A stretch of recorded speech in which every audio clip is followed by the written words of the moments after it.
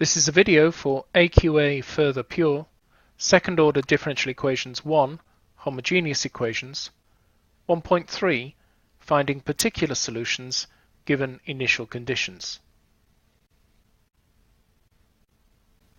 In a previous video we have seen that the general solution of this differential equation is y is equal to a e to the 3x plus b e to the minus 5x.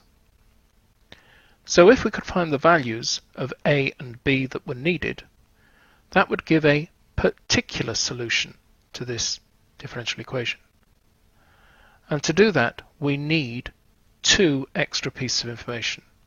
So two arbitrary constants, two extra pieces of information.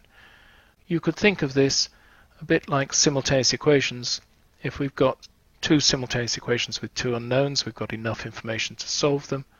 If we have three unknowns, we need three equations, and so on. Sometimes when we're finding a particular solution, we're given initial conditions. And this is when the information is given for the same value of the independent variable, often x equals 0. So for example, we might have that y equals 0 when x equals 0, and dy by dx equals 2 when x equals 0. So we've been given two pieces of information, both related to when x equals 0. It's called an initial value problem. So in this example, we want to find the particular solution for this differential equation for these initial conditions.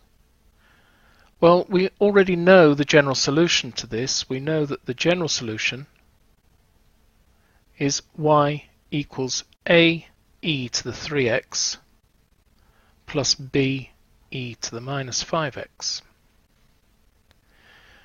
If I differentiate this, I'm going to get that dy by dx is equal to 3a e to the 3x minus 5b e to the minus 5x.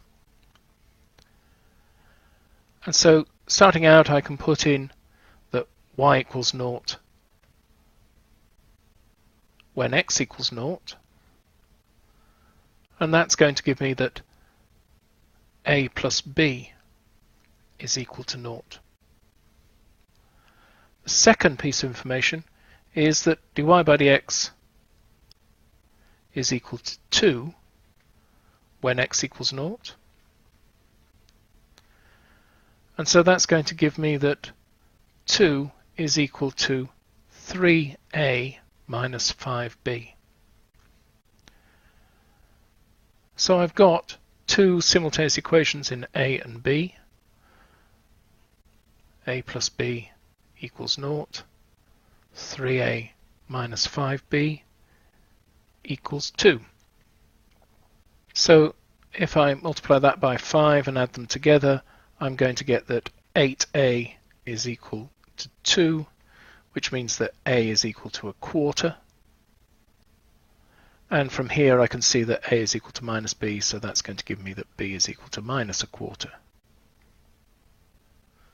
And so the particular solution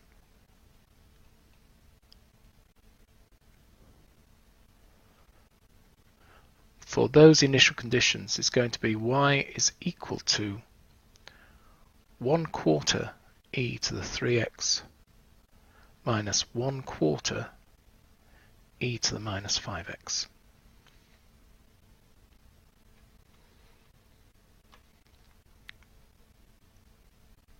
There is that working written up a little bit more neatly for you.